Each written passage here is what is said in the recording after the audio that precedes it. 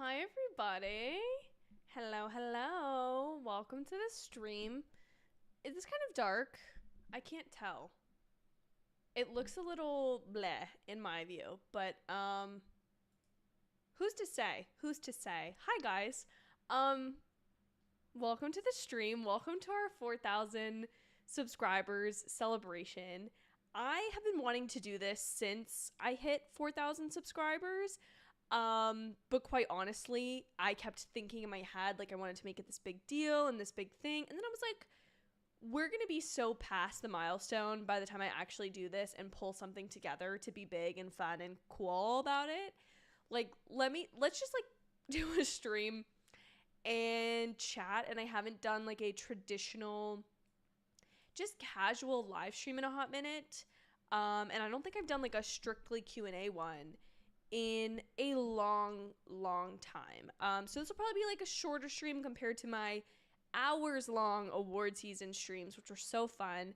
And I know a lot of you might have subscribed when I started doing those award show streams, which was sorry, I'm getting over the flu. Which was so fun.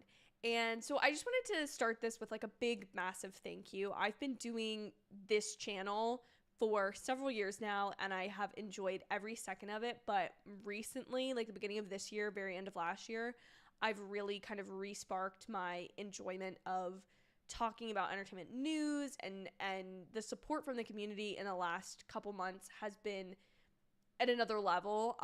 And you guys have helped me just passing the 4,000 mark, even though 4,000 isn't even like the craziest number. It's more so the fact that I was sitting at over 3,000 subscribers for like over a year. And I was like, you know what? Maybe it's just not like working out where I'm gonna pass 4,000. And you guys, your constant support of the content that I make it truly means so much. Like, it's so validating to do something that you enjoy as a hobby and have other people also enjoy it. So I wanted to do this little celebration, and I don't want to be like too sappy or like talk. Again, we also passed 4,000 subscribers back in February, and it is April 4th today. So I just figured it'd be a fun time to talk about some of the news that has come out of the entertainment industry this week, to talk movies. You guys can ask me questions about my favorite movies, what I'm watching recently. And yeah, I just kind of wanted a time to hang out with you all. So that's what this is. So thank you for being here. Thank you for subscribing. Thank you for getting me to 4,000 subscribers. It really means a lot. And thank you for all of you that just like watch every single video. There's a couple of you who will comment on literally every single short that I post, and like that, it means a lot to me. It means a lot. Trust me. Because there's a lot of times where I just feel like an idiot holding my iPhone up and talking at it. But this community has given me a place to talk about the things that I'm like the most passionate about. And we're just getting started, baby, to be a little cliche. So let's say hello to everyone in the chat. Also, I'm sorry I don't have a cute overlay. Oh my gosh, excuse me. Sorry I don't have a cute overlay. I did overlays for award season, but I was like, this doesn't fit the vibe of this stream right now. And I just feel like I need to work to create a better like live stream overlay and like setup in general. I also really want to figure out how to do like auto Discord notifications, because that's honestly why I was almost like a minute late to this, is because I was trying to send stuff in the Discord, because I feel like I don't use that enough. It exists if you sorry, if you want to join the Discord, it exists. It's in the description below. It honestly, I'm gonna be completely honest with you guys, it has been very active, and it's probably mostly my fault because I don't necessarily like use it all the time. But it is a place and a community I'd like to grow more. I'd love to start the book club up again this year, and I also really want to bring back Above the Line, because it's been a hot minute and I really enjoyed doing those episodes, and I stopped them quite honestly because of the strike, and also the strikes and the lack of entertainment news was happening around the same time I was getting married. So it was a very busy time, and I was just like, you know what, this is gonna have to go on the back burner for now. But it was a series I really liked doing, and especially with some of the new features that YouTube has rolled out, I feel like it'd be a really good time to bring it back. So be on the lookout for Above the Line episodes. But there's some of you in the chat with some questions. So let's get chatting. The View with Drew. Hey everyone, what's up? Oh, hold on. Hold on. I didn't sync the chat. I knew there was something I didn't do before I started this. I swear, I feel like I've gotten good now at keeping all my OBS settings ready to go, and I've organized things, like actually spent time now doing it. Oh, why is it not? Oh, there we go. Got it. Let me make your all's chats a little bigger because this is kind of a little small. Let me boost myself up a little bit. I feel like I sit so low in this chair and I don't need to. So, hi Drew, welcome to the stream. Thank you so much for being here. Thank you so much for being a subscriber. I did set my chat up for this to be subscribers only because it only feels fair to like let subscribers ask questions, seeing as you guys are the reason we're having the celebration stream in the first place. So if you find yourself not being able to comment or, post something in the chat or ask a question, just go ahead and subscribe. I don't know. Just an option. Just a thought. Network 98 is here and says, hi, congrats. Thank you so much, Network 98. Weedle is here. But Network 98 asks a good question. Have you seen the Quiet on Set doc? This is a little sneak peek at the video I'm going to be posting tomorrow, which is my What I Watched in March video. But I feel like we can talk about this a little bit more in depth on this live stream. I have watched Quiet on Set. I watched it a couple weeks ago when it, not when it immediately came out, but before they announced the 5th episode. I was definitely the primary like age group of people watching Nick shows. I was more iCarly and Victorious time period, but I obviously watched Drake and Josh. I don't remember, the show was called All That, right? The like comedy for kids. Yeah. So I never watched All That, and this was actually the first time I'd heard of it, and I never really watched The Amanda Show, but I obviously watched a lot of the shows that kind of came after that. For me, I think the documentary, I'll get this off the bat because I don't mean this in like a very negative light. I just mean it in a way of like, just factual, I guess, but like the way the documentary is structured feels as though they were going to go with kind of one thesis. And I feel like that thesis was like the Amanda Bynes, Dan Schneider relationship. And I think that somewhere along the production of it, the court case that Drake Bell was a part of, where it was he disclosed himself as being the minor, the John Doe minor in that case.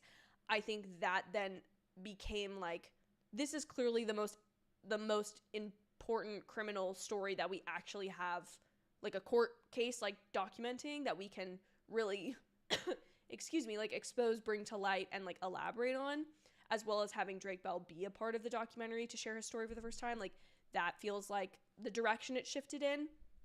But I do think what it tries to do, and I do think it displays the information, you just kind of, I wish they would have pieced it together a little bit differently, but the way that they kind of make the connection that setting up a toxic work environment where people are not feeling comfortable to speak their mind, parents are not being led to have the number one voice in their child's success, career, or the way they're being treated.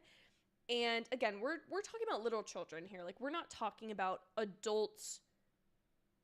And like, it's very interesting. Hold on, I'm going in a spiral. I need to like make my thoughts more succinct. But what I think is you can see the jump from having a toxic work environment where people are not following union rules, they're not maybe like doing things the best way that they should be, they are more concerned with their own ego or whatever type of like jokes they're trying to get away with or whatnot. I think there was a toxic work environment created to where children could very easily be exploited, and that is in absolutely no way, in no time or age, acceptable that was happening. And it breaks my heart to hear the parents in this documentary talk about how they feel like they've failed their children. That is heartbreaking because on one hand, and you hear it from Drake Bell's father, you hear it from the mom of, I think her name was,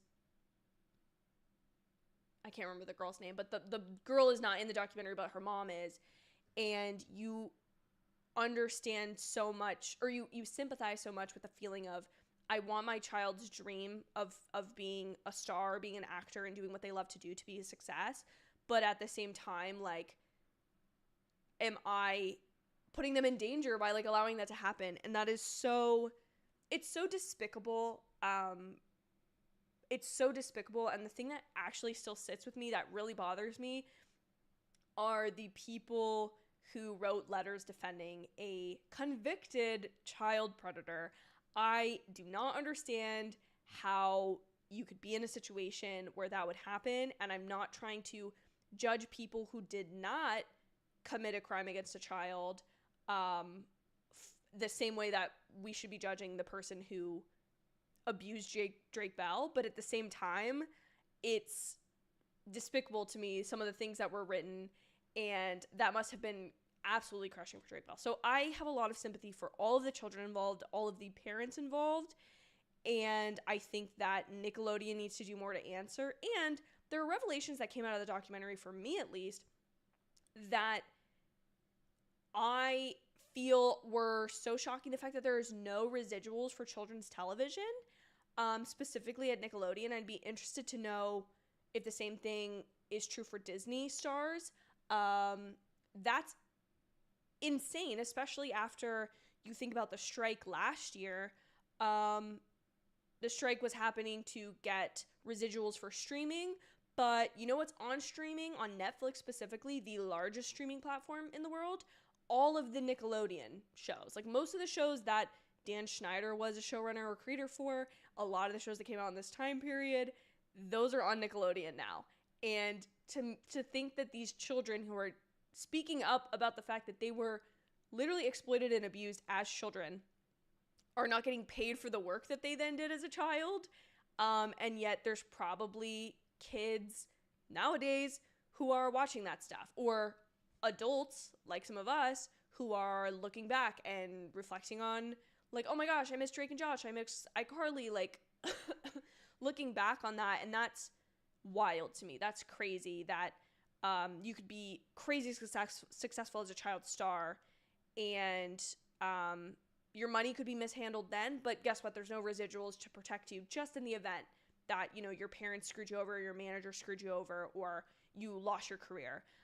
Anyway, I think I've seen it. I definitely think it's a very important watch, and for that reason I'd recommend it, but I've seen better made docuseries, which I feel like I shouldn't keep bringing up because that feels like I'm trying to delegitimize it, which I'm definitely not at all.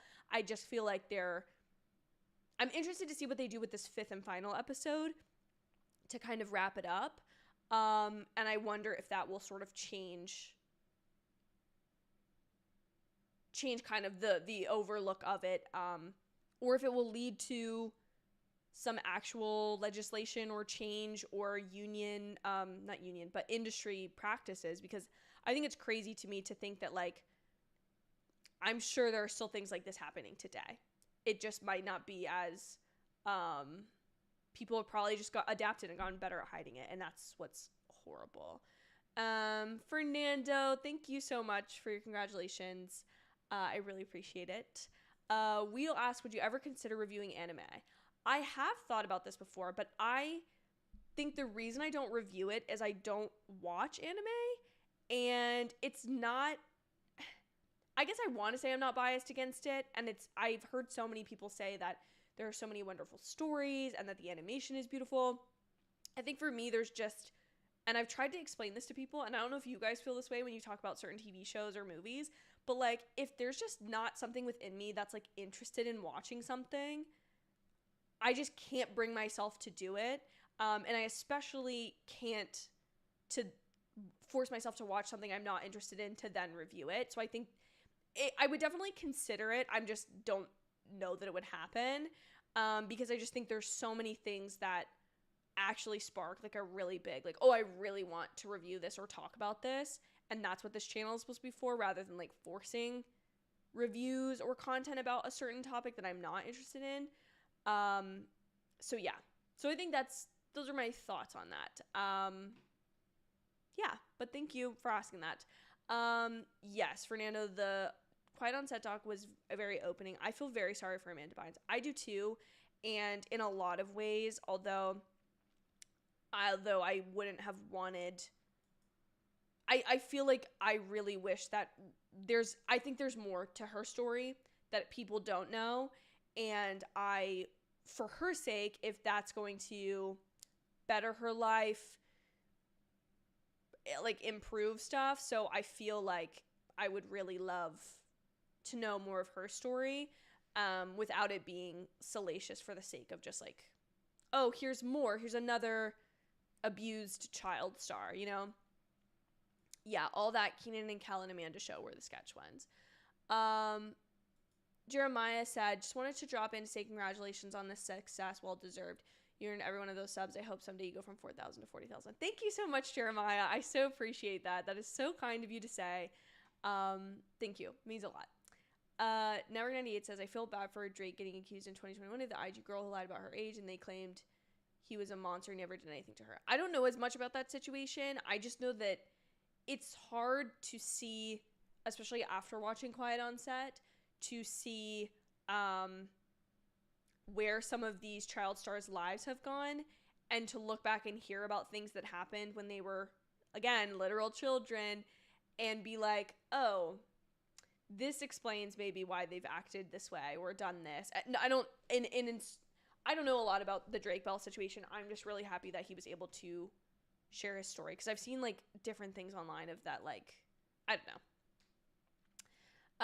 Fernando said, for me, it was shocking to see the adults on set behave so poorly. I was saddened by the two writers that, oh my God. So this is like a whole other side of this, right? Because like it's showing like the inside to like children's TV and like how the children are affected. And that's like obviously the most important thing that's come out of this. But on the same hand, there is this wild story about insane workplace conditions of the two women sharing the one salary, which is insane. Because I can't imagine that it was like a staff writer, their first writing gig at a kid's sketch show. I can't imagine it was a big salary anyway. So it's crazy to me that, oh no, it looked like I froze for a second. Sorry, guys. It's crazy to me that happened. The story about the one writer and the things that she was asked to do for the sake of comedy in a writer's room, and the fact that she still couldn't talk about it today, oh my, that broke me a little bit to hear her talk about that and think about how like adults were traumatized by this environment as well as children. And I think that's the thing, right? There is such a power dynamic at Nickelodeon and any of probably these children's networks at the time, because they were huge money makers. And again, obviously Nickelodeon is the focus of the Quiet on Set documentary, because that's where all of this is focused on. But I don't want to turn a blind eye. I don't want to accuse any other children's networks of the same behavior. But you have to believe that if some of this stuff was happening at Nickelodeon, unless you literally want to blame it all on Dan Schneider, which he definitely has a lot of responsibility in the way that his sets were handled, because if he really was such a moneymaker to Nickelodeon and he really was the kingpin that the Quiet on Set documentary explains him to be, of like he literally could do no wrong, he literally turned everything to gold, then like he would have had the option to fire these people who acted out of turn, to have more control over his set, make sure the parents were involved. Like a lot of that, I don't want to give like sole responsibility to any one person because it's a system, but there's so much that he really could have changed for the better. And I think that's what's always so sad to me, is to see people in positions of power who choose to use it negatively. But yeah, I think there's so many, again, not only the wrongs committed against the children, but the just horrible workplace environment it was, and like so many wrongs on that end. So there's a lot to be taken from that Quiet on Set documentary, and quite honestly, like I wish there was more of it so that things that's what I mean, I think, with the structure of, like, I wish there was time to kind of marinate on a few of the things, and I feel like the structure could have been more clearly that, like, here's the rise of this creative who, like, became this golden boy. Here's the environment in which he created where the adults are not comfortable speaking up. Here are the parents who are concerned for their child. And then here's a literal child coming out and being like, yep, so all this had a trickle-down effect, and it happened to me.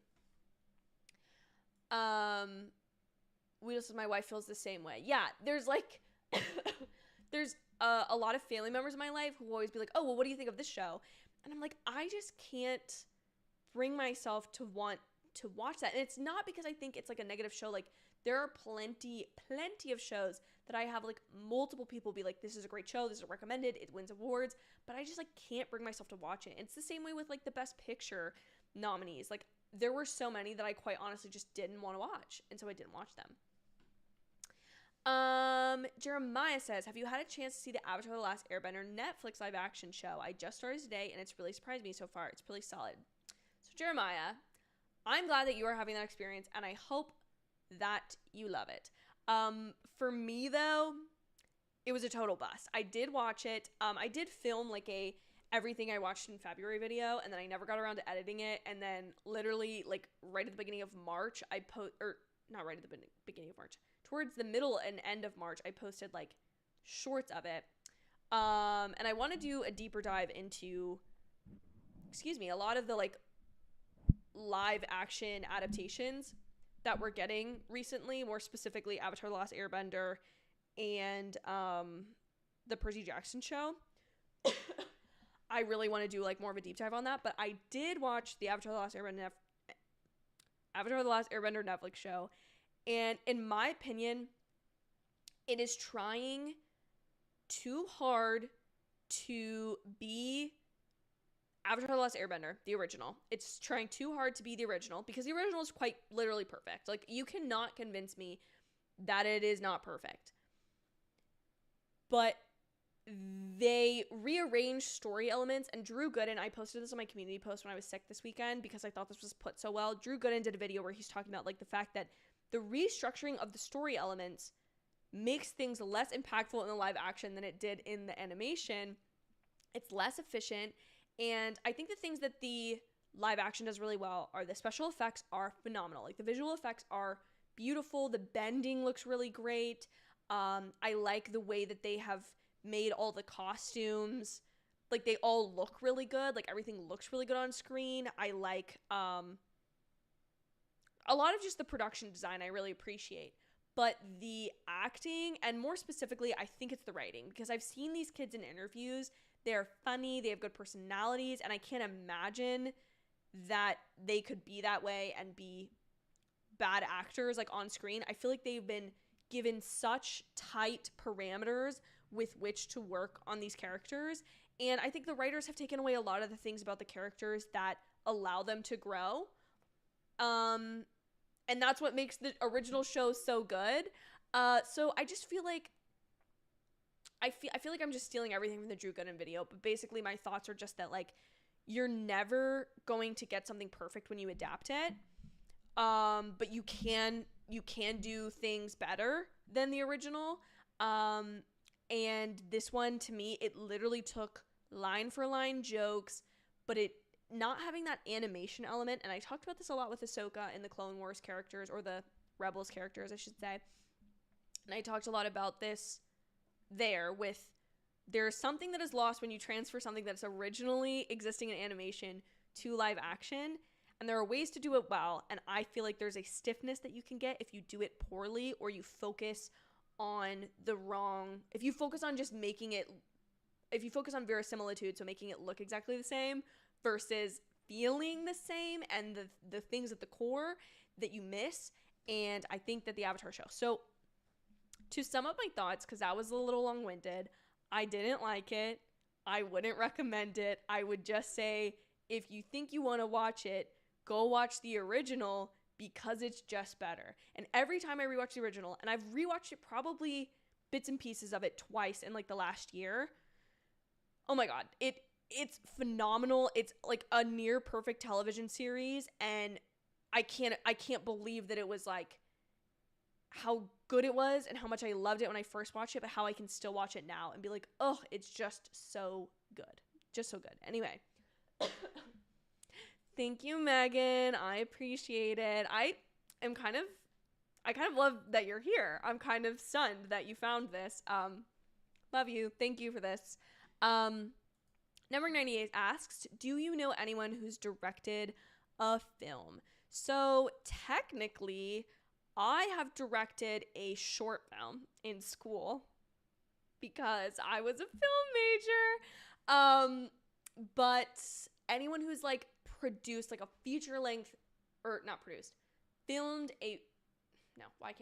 directed a feature length film, I do not. I do not know a director. I know plenty of people who are like independent directors, but I don't know anybody that's like made a feature film, directed a feature film. But that's a great question, because I hope that I knew a lot of people who wanted to be directors, and I would love if I could be like, oh yeah, I went to school with them, and I made it big. Jeremiah says, I feel whenever a remake of an animated film as a live action film is announced, people on X and elsewhere say, why is this movie necessary? Where do you fall in that discussion? Great question. I was actually just having a conversation with this with a friend today. I think that there's so many ways to take this. So I think an adaptation is never inherently a bad thing. Like, for example, so I'm going to take the example of Cinderella because that's my favorite live action Disney that they've done. So you take Cinderella, which at its core I think is a relatively simple story. And when you look at the live action film, there's so much about it that is just elevated. I don't want to say elevated off of, not that it's better than the animation, but there's so much that just seeing Cinderella's dress in live action, like a physical dress, or seeing the costumes that the stepmother and the evil stepsisters wear, like, is so fun. There's an element of production design and of retelling that story, and especially when something is kind of thematically used in a lot of places, like a story of Cinderella, it's super fun to get to see that original take be like revamped and like looked at new. So I like that. However, I think what's so great about that live action as compared to others in Disney's catalog or anyone else's catalog is it, to me, elevates the story. So like in Cinderella, there's this like element of her dad passes and she's stuck with these evil people, and then they like lessen her. They don't treat her like an equal human being, and then she has this like magical evening, and we all know the story. But I feel like in the new version, there's a have courage and be kind is the saying from the movie, I think. And it added this element of Cinderella's mother, of things that Cinderella was taught in her youth when she had this happy family life, and how that is the reason that she takes the burden, takes the nickname of Cinderella, the way that she kind of just shoulders that burden and like is still a good person and kind. And I love like adding more. To me, like, Cinderella's not my favorite princess, but having her be elevated in a way, but still making the story relevant to today, of like, there's crap that we all have to deal with, there's rude people, but like we don't all have fairy godmothers, but like having that courage to keep going and like to be kind and have these dreams, like I feel like there's something that was really elevated about that 2015 live action, and I very much love it, and it has a very special place in my heart. And I used to have a Cinderella Barbie, and I wish I could find out where it was. I think I gave it away, which is depressing, but I would love to have it up here as a prop. So anyways, so I do feel like the understanding is, though, that a lot of times people, and especially because a lot of these films are films that are special to people in their childhood, it often is not done as well. So like Beauty and the Beast is my all-time favorite Disney movie. Like, that is literally, it's probably one of my favorite movies of all time. However, I do not really like the live action, even though it casted the woman that I dreamed to play Belle in the live action, which was Emma Watson. And I feel like the cast is really good and there's a lot about it to like, but it is not, to me, it's a weaker story. It's not done as well. I feel like it missed certain things. And so I guess what I'm trying to say is I get that, like, if your favorite thing has been adapted poorly, also Percy Jackson being adapted poorly in the past on those movies, which we will not speak of currently. Like, I'm a person that technically the things well, that's not really animation, but I've seen things that I've loved in animation be adapted poorly. And I think that to make people ask, why is it necessary? Because if a case can be made for, like, oh, like, they really made this element of the story richer. Like, for example, in the live action Avatar, I do think all of the Fire Nation stuff, and specifically Zuko's story, there are elements added there that I'm like, ooh, this was good. This was worth telling the story again. This was worth going through it. This was worth telling the story in a new way, adding a little bit to it. And so for me, I think to justify having a live action version, there needs to be something else that is added, and not just different, but like value needs to be added. Not just, oh, you like it animated, here it is live action. Like, there needs to be something about it that is worth it being made. That's why I think people jump to is this necessary? Because a lot of people could make the case in certain instances that no, nothing has been added here, and therefore this was a waste of time. Also, I just think there is a tendency in Hollywood and mainstream media, what I'm trying to say, the general population, that something is not legitimized until it is in live action.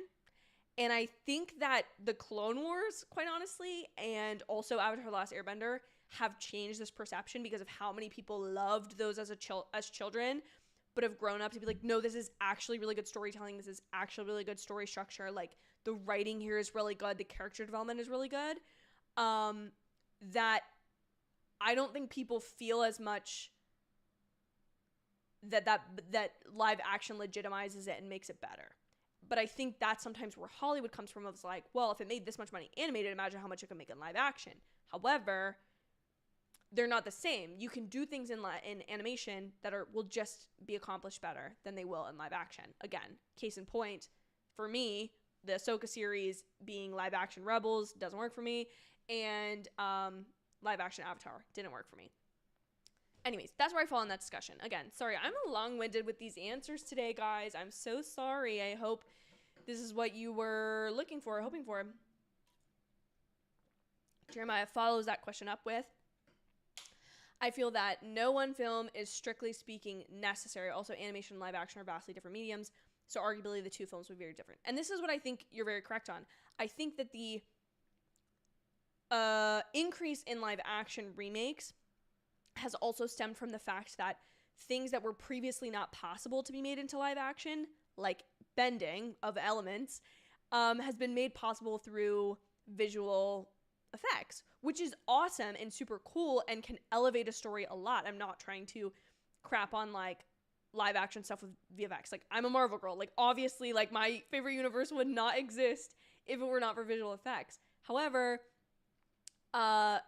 there are things that were previously only possible in animation, and I think now that there are advanced visual effects that are accessible in the industry, people want to make a live action version. But I think obviously no art is necessary technically, but art is something that also, like, art isn't as necessary to us as like food and water and stuff, but also it keeps like the mind and spirit, if you want to get to a really philosophical level with it, which I'm never afraid to go to. But yeah, so I think you're right. I think that no film, whether it be animation or live action, is strictly necessary. No reboot is necessary necessarily. Percy Jackson wasn't whatever. But the point I'm trying to make is that you're right. None of it is really necessary. It's more so just that if the consumer feels that it is being done to capitalize on the IP as a replacement to come up with a new original idea. Sorry, I keep coughing. As well as, or if it's something that's actually going to be like a value add of like, we want to tell this same story with a new lens, and that means we need to tell it in this medium. Because again, like, I think all of us would be sad for, if they were like, the original Avatar creators were like, we're doing a 10 episode animated season about Zuko. I would be sad. Immediately, I would be sad. But if the justification is that, hey, we actually want to do it in live action because XYZ would be better and whatever, I don't know. Like, then that's, I'm getting a little too far into this. Basically, I think about this kind of stuff a lot, and this is kind of stuff I get so passionate about talking about. Courtney, thank you so much for being here. Thank you. Thank you so much. I appreciate this. Megan, if you start Avatar, is it going to be the original or is it going to be the live action? I do want to know your thoughts on the live action, though, when you do watch it. So let me know if you do. Hi, Zane. Thank you so much for coming to the stream. Never98 asks, do you think people overhate the MCU movies after No Way Home? I'm going to give this a 100% resounding yes. People are acting crazy about the MCU, and let me tell you why. Listen, I get that there is something beautiful about finality of like, hey, the series is over, we closed it, we capped it off well. However, I think that people act as though the MCU never missed prior to Endgame or No Way Home, and I think people act like every single one of those movies is equally good, which is not true. And I think that people act as though none of the movies since have anything good about them, and I think that's not true. I also think, and this is my crux of why I think people overhate and say things like, oh, MCU hasn't been good since Endgame, blah, blah, blah. I think that the, hold on. My thought is there.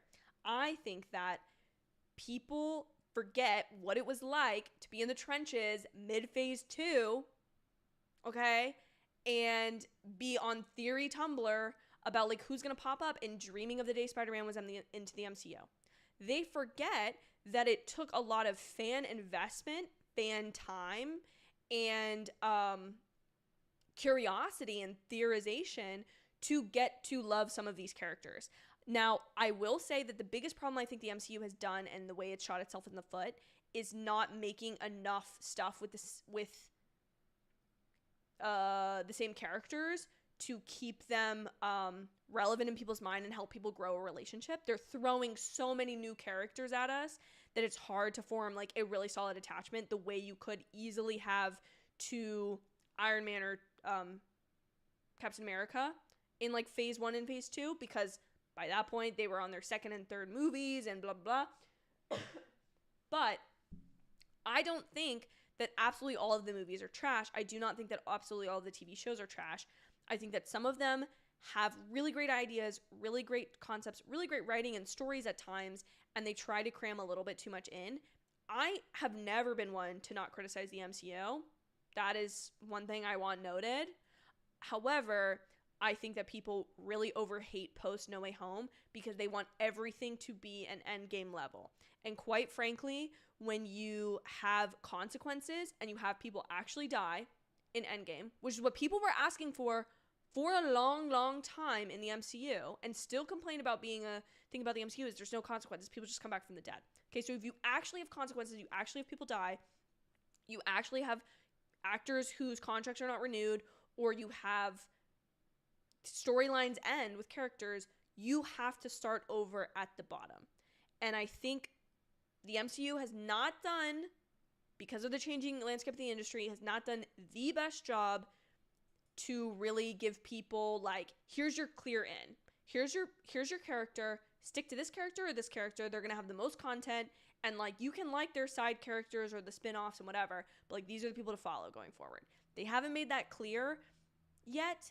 I think they're going to try to do that. Quite honestly, my thoughts are they're going to try to do that with the X-Men and the Fantastic Four, and pick, I think, Reed Richards, and then who do I think will be for the X-Men? I don't know. Depends. Obviously, we're not quite there yet. Anyways, point is, I think those are the paths they're trying to get people to follow. And I think that some people who are tuned in, feel this way about Miss Marvel a little bit because she showed up enough. Again, when a character shows up, you can attach to them. Like, where's Shang-Chi 2? Everybody loved Shang-Chi. Everybody loved it. Everybody loves Simu Liu. Get my man his second movie. Get him out there. Get him in another project. And again, so I think to summate my thoughts on that, because again, I've gotten long-winded, people overhate it because they expect everything to be the same hype level as Endgame and No Way Home. People are not as invested in watching everything, which is understandable because in a lot of ways there's been more content than ever. They haven't wanted to watch everything, and they also haven't attached or been able to attach, I guess, to take some of the blame off of fans, to a certain character to really be invested in that person's storyline, their sequels, their series, to see them move forward. And that's where I'll leave it. I think I want to say that I said this in the past. It may not be recorded on the internet, but I'll say it now. After No Way Home, I was like, okay, I could already feel, people started talking about superhero fatigue, and I was like, no, y'all do not remember what it was like to be on Tumblr and be drawing fan art and talking about like, oh my god, do you think Loki is like here, blah blah blah, do you think they'll ever do this, da da da, and like have these theorizations so that a new movie comes out and you're hyped for it, not because the movie is like a certain level of hype, but because you're just hype as a fan to see if your theories come true and be able to point at stuff like America's ass, or like I could do this all day and like point at those things and be like, oh, this came from Tumblr and now it's here, it's in the movie. And like, anyways, my Tumblr days have really been coming up a lot lately, which is, I guess, very telling of where I'm at and how I'm doing. Weedle says, when do you think they will stop making Ghostbusters movies? When Bill Murray passes away. And even at that point, I think now by this second movie, they've made a strong enough case that if they take a beloved enough actor like Paul Rudd and put them in the franchise, everyone understands what Ghostbusters is. But I think when Bill Murray passes away as the most recognizable Ghostbuster, there will be probably more of a pause. Because there is that nostalgia bait, and there is that, oh my god, Bill Murray came back for another Ghostbusters movie that you want to go see about it. So, no spoilers for Frozen Empire, though. I haven't seen it. Is that what it's called? I feel kind of dumb. Yeah, Frozen Empire. I haven't seen it yet. I want to, but I haven't seen it yet. Brian, welcome to the stream. Thank you so much for the congratulations. I appreciate it, my friend. Bernard says the live action Beauty and the Beast is just as good, if not better. I disagree strongly. Oh, listen, Bernard, I bet you've probably seen more movies than me. I bet you probably have. My gripes with it are her dress, boo, tomato, tomato, not a fan. In the live action, I don't feel like the Beast having vocal effects being done on his voice, I'm not a fan. I'm not a fan of it because Robbie Benson didn't do that back in the day, and it really made an impact that he was both voices without any type of effect on it. Like, it was him. And so I really don't love that about the movie, and I don't like hearing auto-tuned, gravelly Beast singing. Although I do love Evermore. So anyways, I also feel like it just has a overall darker tone. However, having it set during like revolutionary France period, love. I do love that. I feel like they could have amped that up more in my opinion, but then I don't think it would have been as true. I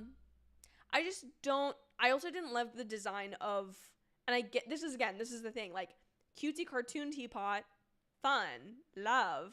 Cutesy cartoon clock, love. Having them all be gold in the live action because it has to be hyper-realism, again, not a fan. It's a personal opinion, Bernard. You are allowed to love it more than the original. It just could never be me. And I'm sure you've seen more movies, and therefore, everybody knows this, if you see more movies, you automatically win. Your opinion is automatically right. So you win.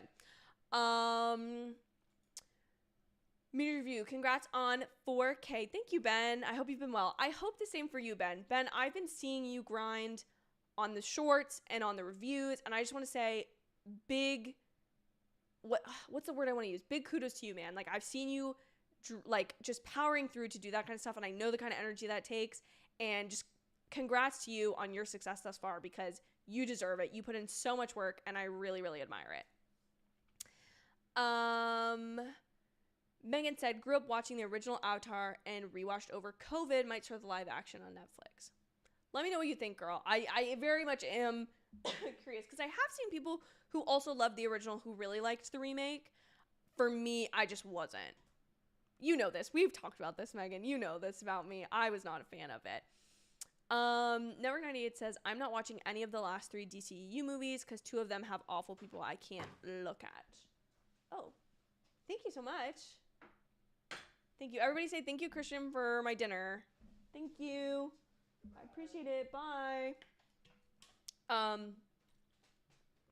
Probably won't eat on camera because that would be gross.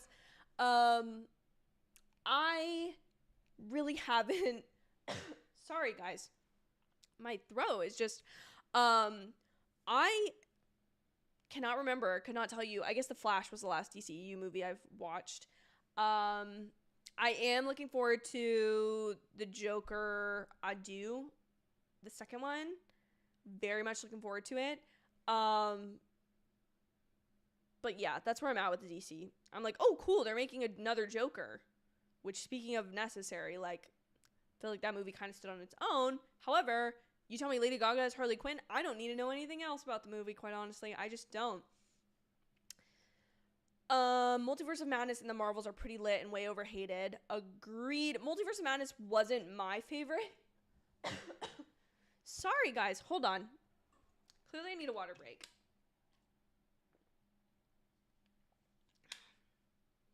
I also enjoyed Quantumania. I do see some of the issues with it. And the Marvels is like probably one of my favorites of the recent MCU years. I also liked Love and Thunder, and then Wakanda Forever for me was too long and disorganized. But when I think about what you would have cut from that movie, I do think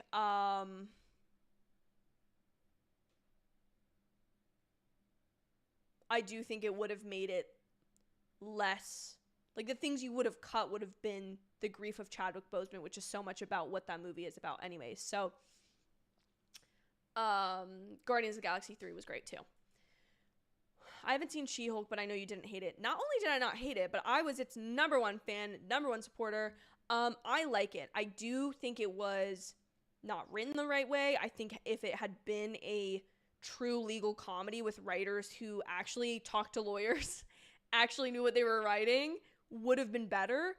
But I do think that there is an element of it that I really loved. I once wrote in a note to myself, like, an idea that I think it's the MCU's, like, I think She-Hulk and Jen Walters are the MCU's Bridget Jones' Diary. And I will happily go into detail more about that.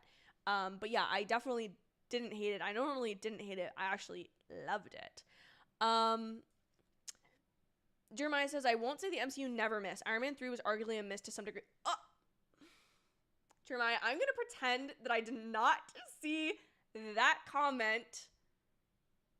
I love Iron Man 3, and I will not hear any blasphemy about it. No, you weren't even that mean about it. To me, it was not a miss. And again, I can go into heavy detail, and I will go into heavy detail. I very much love that movie. Very special place in my heart. Though some films people say were misses, I actually love. I also really like Thor: The Dark World. It gave us emo Tarzan Loki, and for that I will always appreciate it. Black Widow for me was the beginning of the end. A thriller didn't quite work. Oh, again, I loved Black Widow. This just says to me that either on a stream or in a video, I really need to do a re-ranking of the MCU because I need people to know my opinions on these movies. I loved Black Widow. Again, it has its issues, but I think like any MCU film that has the hyper focus of like I think there's a lot of issues with like Iron Man 2 or Incredible Hulk, which are like some of the early days. And I know that you want to say like Incredible Hulk, maybe a video coming soon, potentially. That's all I'll say about that. But I think there's definitely issues with stuff in the beginning of the MCU too. And I think it's just there are films in the middle and towards the end of the Infinity Saga that are just such absolute hits that it's hard to imagine them producing anything else. And I know that for a period of time, I'm not trying to say that like, oh, they missed before so many times, like no one was paying attention. They did have a string of like really solid movies leading up to Endgame. But like the movie that came out before Infinity War was before Endgame was Captain Marvel. A month before it was Captain Marvel. And how many of you guys hated on the movie? How many people hated on Captain Marvel? Which again, I don't think is one of the worst movies in the MCU. I don't actually think that. So I also think that a huge element of this, to be completely like transparent, is my love of a lot of characters outweighs how good or bad their movie is. Jeremiah says, and since then, most, not all, but most of the movies and shows have been misses. I know you passionately disagree, and good for you, but that's my thoughts. I guess I'm a conformist. I don't think you're a conformist. That's just your opinion, Jeremiah. I also think you're coming at it very rationally to be like, oh, well, it was not post-Endgame, but like for me, I didn't really like Black Widow, and I haven't loved a lot of things since then. But I think for me, like my favorite show Loki would probably be my favorite, but Hawkeye, a lot of people don't care about Hawkeye. I love that series. I thought it was perfect. I think it did great things for the setup of the MCU, and a great way to take a legacy character, a legacy Avenger, bring their like newer counterpart, connect those two worlds, connect them both to the future. Love that. So I think the other thing that the MCU has been missing has been a lot of interconnectivity between the movies and series, which I will give you. And because I think that the interconnectivity of the early MCU was such on another level that it made a mediocre film good, because you were like, oh, this is how it connects and is relevant to other stuff that's happening in this, like what they're telling us is the same universe. There's a lot of times when I don't feel this way. For me, like the biggest misses in the MCU have been Eternals. I'm sorry, what? I could go into heavy detail once again. Don't love it. Not only do I not love it, actually, I don't ever have the desire to rewatch it. I don't love it. Let me pull up Disney Plus right now, and we'll do a brief little...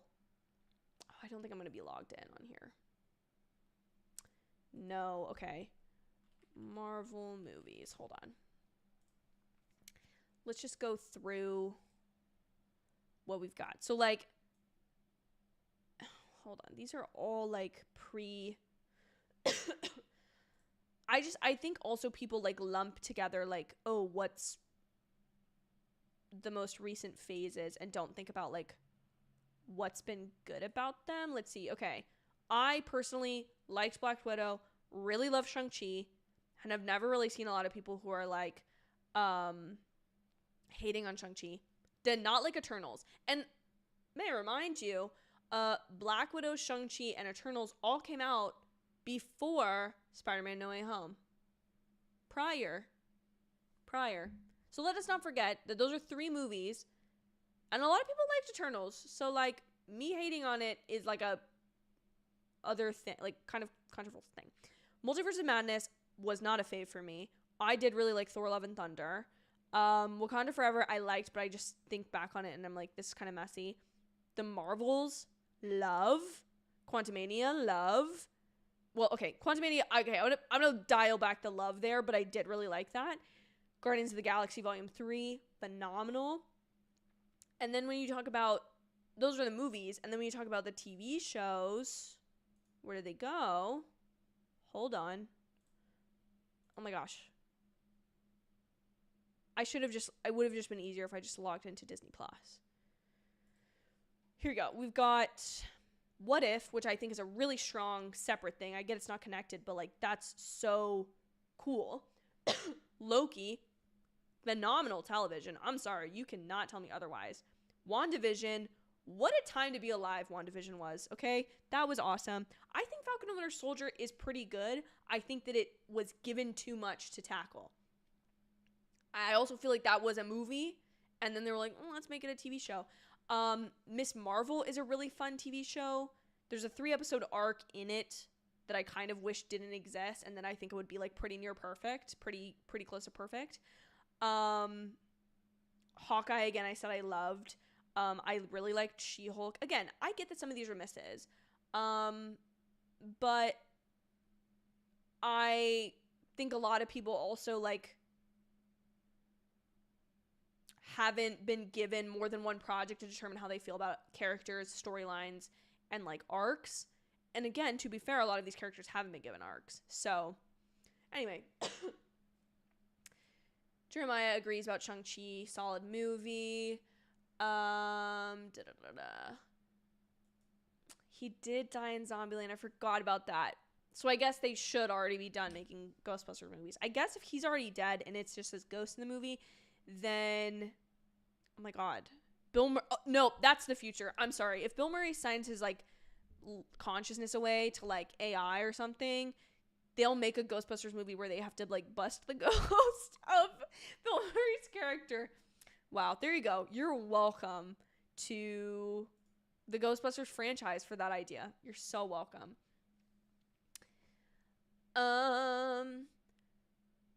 Bernard says, I thought you said you studied film. I have a degree in entertainment and media studies. I do, and I have a film minor.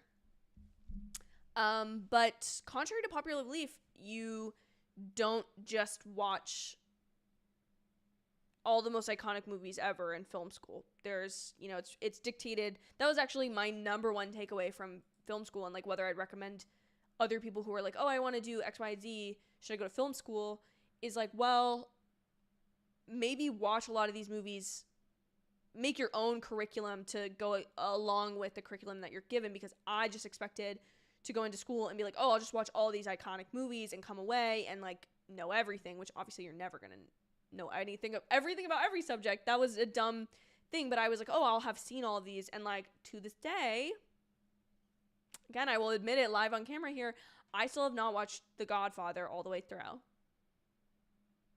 So again, does that hurt my credibility? Yeah, it does. It really does.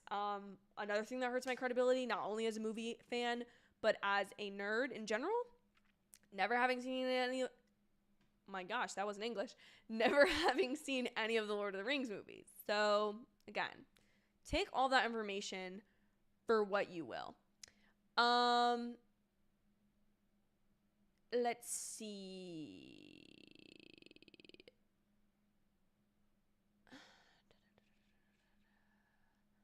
Yes, this stream is brought to you by Awala, not because I'm sponsored, just because I love this water bottle dearly. You've probably seen it in streams and videos. Well, not videos, but streams before.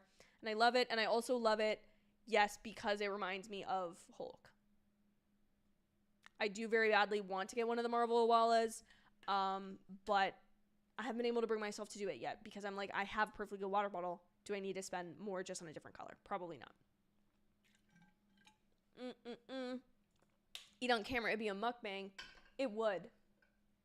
But I don't want to do that. We need a review on Christian's cooking. He is a very good cook. He's a better cook than me.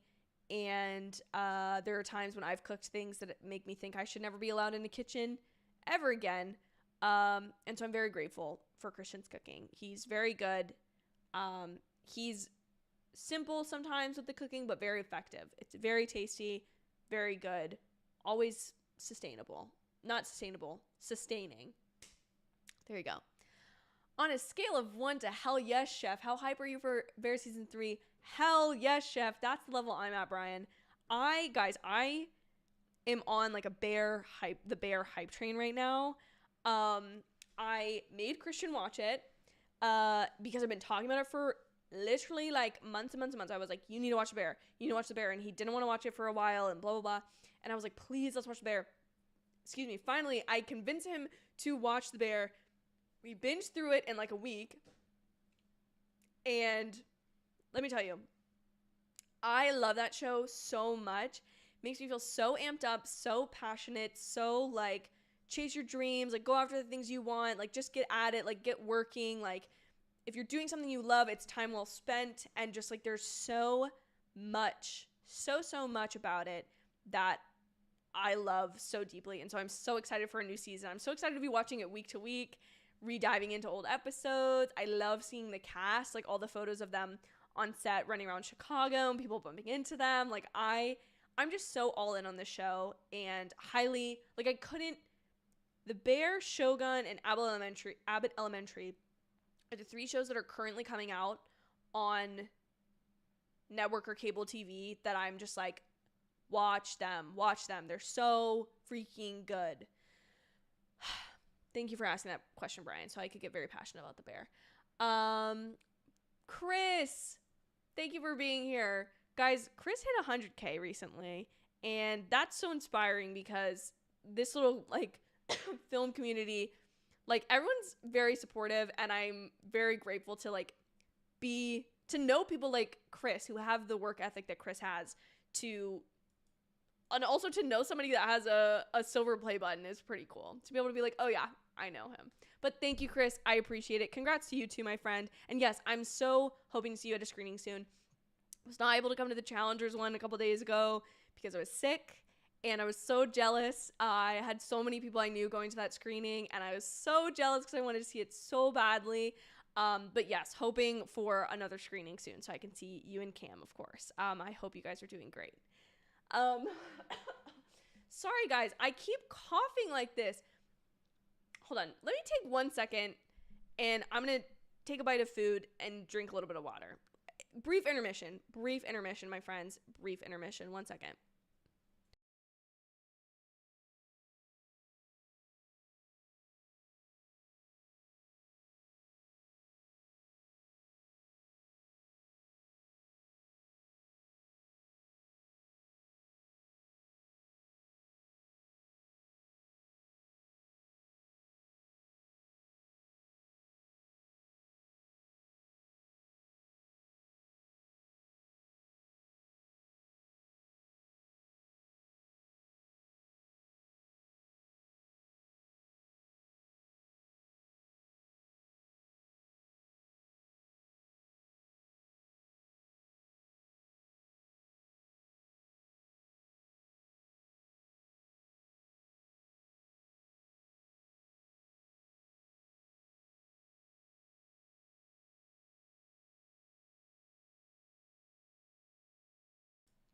Guys, I so badly need to change that be right back. I made that, you know how long ago I made that? I made that when I did the D23 stream in 2022. I made that be right back because I was like, this is going to be a long stream. It was going to be the longest stream I had ever done at that point in time. And I was so like, I desperately like need to have a way to like pop out and come back. That was also the bagel stream. I haven't had a bagel in a long time, guys. I'm thinking about that now. I really want to I might go get cream cheese tomorrow so I can make myself a bagel. Okay, back to the questions. Eternals has good stuff in it, but it felt incomplete. I feel like the thing with Eternals is it tried to be on such another level. Like, this is like groundbreaking, like earth-shattering, like quite literally, like will change the whole face of the MCU. And this is when I say, Bernard, like, it's all the lack of connectedness has been there for me, because Eternals to me had such crazy implications for the universe, and nothing has referenced it other than Loki referencing Kumail Nanjiani's character, whose name I can't remember. I also didn't like the movie because it introduced to us a team larger than the original Avengers 6 team. Did not give any of them their individual like movies and stuff for us to like understand their dynamics or the characters involved. I think it could have easily been like a mini series that then led into a movie. And I think the thing that's also most disappointing is my like only half the team is ever active at like the same time. And in the end, without spoiling it, even though it came out years ago now, some of the characters' consequences, they weren't even involved in the things they're being punished now for. So that's always been very irritating to me. And I also just feel like they wanted quote unquote reputable talent, that they didn't have to build the talent. They just wanted to like buy, although now I think about the success that Barry Keoghan has had and like the fact that he's almost like a borderline household name at this point. And he was in that, and like I'd never heard of him before. So like that's something. But anyway.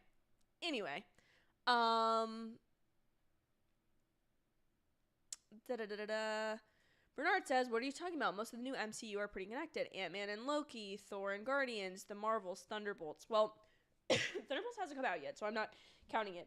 But what I mean is, again, Eternals, perfect example. The Eternal characters have never popped up anywhere. The Doctor Strange Multiverse of Madness post-credit scene, I haven't seen Charlize Theron in any more Marvel stuff pop up. I haven't seen whoever she's supposed to be connected to or related to. That hasn't happened yet. And I get that we had the pandemic and we had the strike. So like 2 big periods of time where content wasn't like coming out as frequently or whatever. I think you're correct that the Marvels does connect really great to Miss Marvel. That's a really strong connection there. I think that Jimmy Woo has been kind of a through line from WandaVision, from Ant-Man to WandaVision to,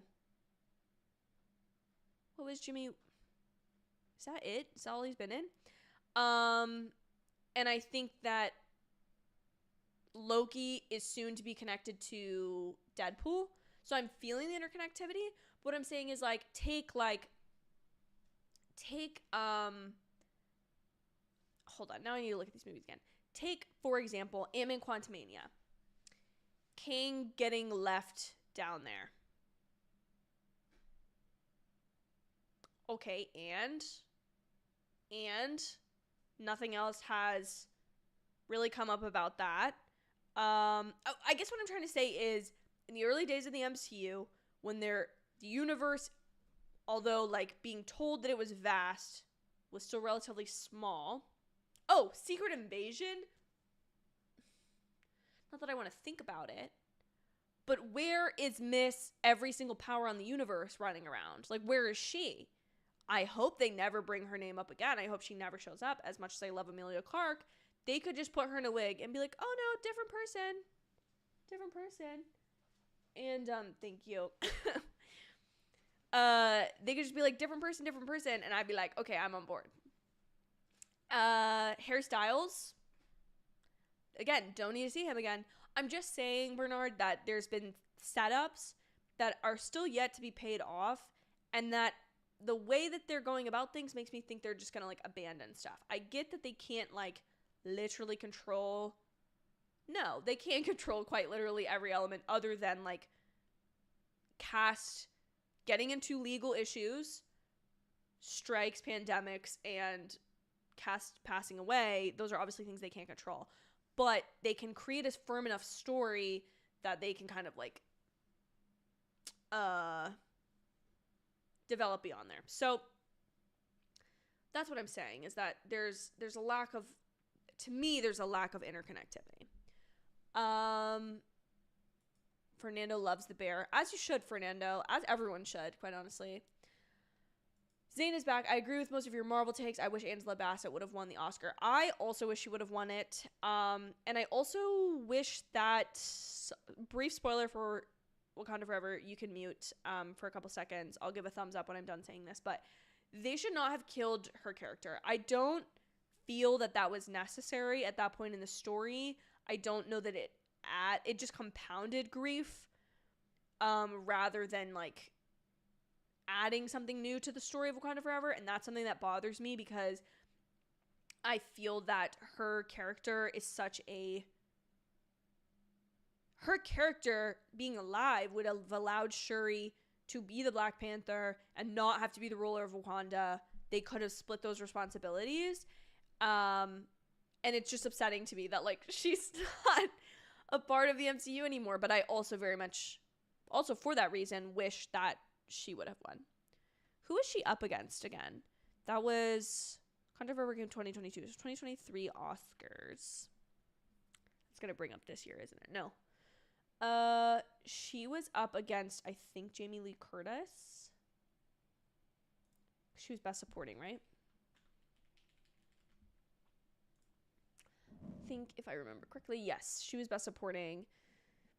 Excuse me, she was up against Carrie Condon for Banshees of Inisherin, Jamie Lee Curtis for Everything Everywhere All at Once, Stephanie Sue for Everything Everywhere All at Once, and Hong Chow for The Whale. Jamie Lee Curtis's role is great, but like when you talk about like the extent of a supporting role, Angela Bassett delivered. And I also feel that she was wrong for not getting that. Chris says the audience for Challengers was acting out loud multiple times like it was a superhero movie. It was wild. I was all in. My favorite movie of the year. Better than Dune 2, Chris? You liked it more than Dune 2? I'm so freaking excited. When I saw the first trailer for Challengers, I was so all in with it used a Rihanna S&M song. And Zendaya, the whole concept of like, I'm this elite tennis player, and all of a sudden she gets caught in this love triangle, and then all of a sudden they're older, and like Zendaya, I feel like, has not been given the opportunity to be the girl boss that she is in real life in a role. So like she hasn't been able to be, oops, sorry, I hit the mic. Sorry, everyone. I feel like she hasn't been able to, she's obviously has shown off her talent as an actress and her range, but I feel like she hasn't been able to be that like true leading lady in like a powerful way. And I'm so excited to see her do it in this, and just the plot of the movie, like the pitch of it seems so interesting to me. And I also just feel like sports movies, like you talk about like the hype, sports movies just have that like energy to them if they're done correctly.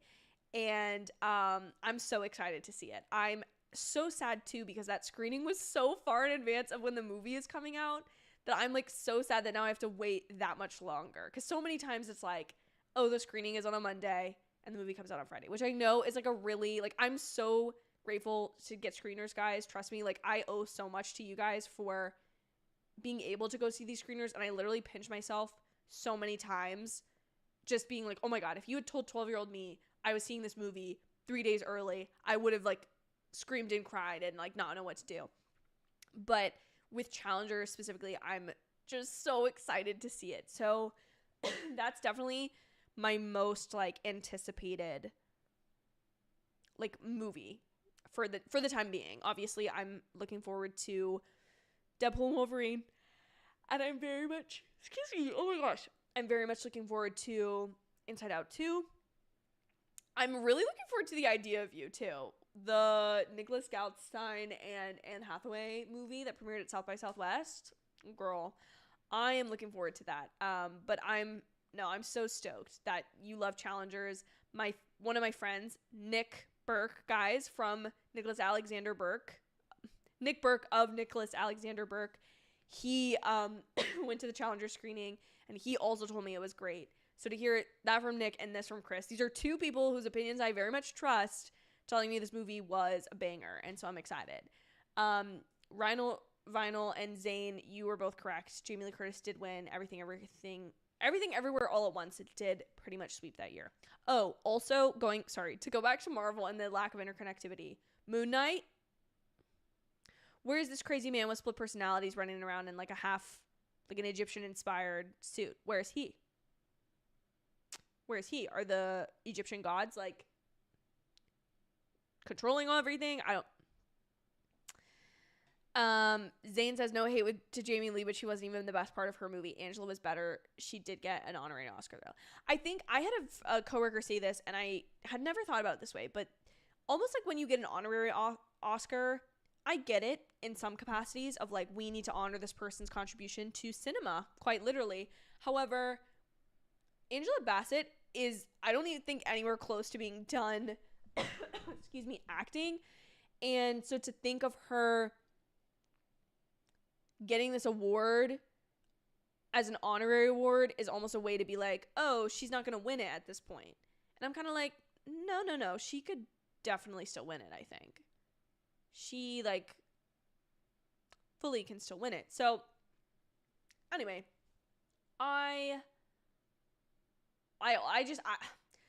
it's one of those that, like, I'm not as passionate about it as I would be, like, if you were like, did J-Lo deserve the Oscar over Laura Dern? And I would have said yes. But I do think that Angela Bassett did deserve that. Guys, I'm going to give you this is going to be a last call for questions, because as much as I've enjoyed hanging out and chit-chatting with you guys, my food is getting cold. My cough is persisting, and it's also almost 10 p.m. my time. So get your last couple questions in before we end the stream. I appreciate all of you, before I end this, being here. I appreciate all of your questions. This has been so fun, such a great conversation, talking about all of this stuff. Like, I genuinely have enjoyed this conversation a lot, guys. Like, thank you so much.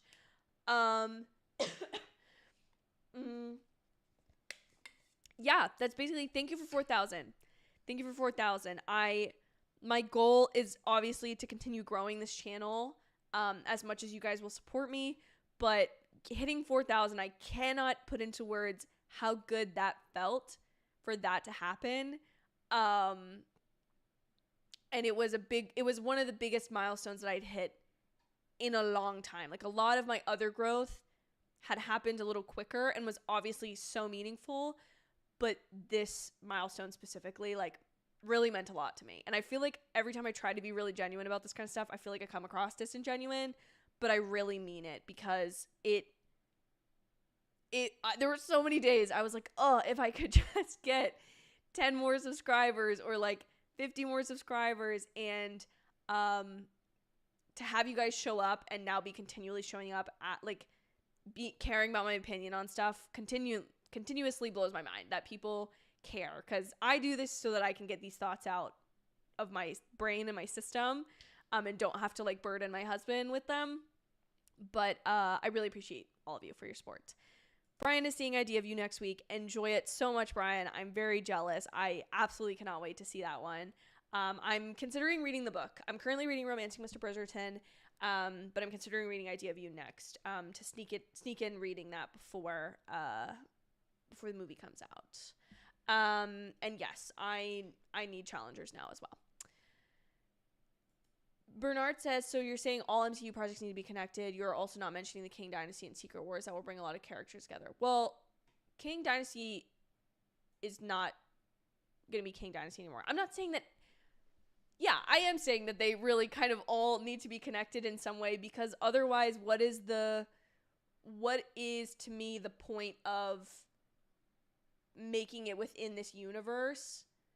If, I don't know, I guess what I'm trying to say is, not that it's useless, but to me, the beauty of Marvel and the reason I love it has always been the fact that the more you watch, the more you engage, the more you theorize, the more payoff there is for you as a fan. And the building of that type of transmedia enterprise of, hey, if you read the comics, you'll pick up on stuff that you wouldn't if you didn't. If you watch all the Disney Plus shows, you're going to pick up on stuff that if you only went and saw one movie a year, you wouldn't pick up on. And I know that to some extent it gets so hyper interconnected that it's like, I can't even pitch this like concept to somebody who's not interested, or who's like a new fan. But yeah, so I do feel like they need to be connected. And I think that they need to be connected without having to wait 5 to 7 years to see payoff of an end credit scene. I think that should be thought through a little bit more, because I've seen them do it before, so I don't know why they can't do it again. That's my opinion on it, Bernard. Last question, Zane, are you excited about Beetlejuice 2? I actually only watched Beetlejuice for the first time, I guess it was 2022 now, but, or maybe it was beginning of last year, but I'm not like, oh my god, Beetlejuice 2, but I am gonna go see it. Like, I am interested in it. I'm just, I guess, not like super hyped up for it. I'm interested to see what it will be, but I'm not like the most excited in the world. And I'm gonna leave it at that kind of lame note. Thank you guys again. I've said all my sappy things. I've said all my thanks. If you're new to the channel, if this is the first time you're seeing me, please consider subscribing. I talk about movies and television constantly on this channel, and so you're not gonna want to miss all of that content if you can stand my voice and care. And thank you guys so much for watching. I'll see you guys in the next one. Bye, guys.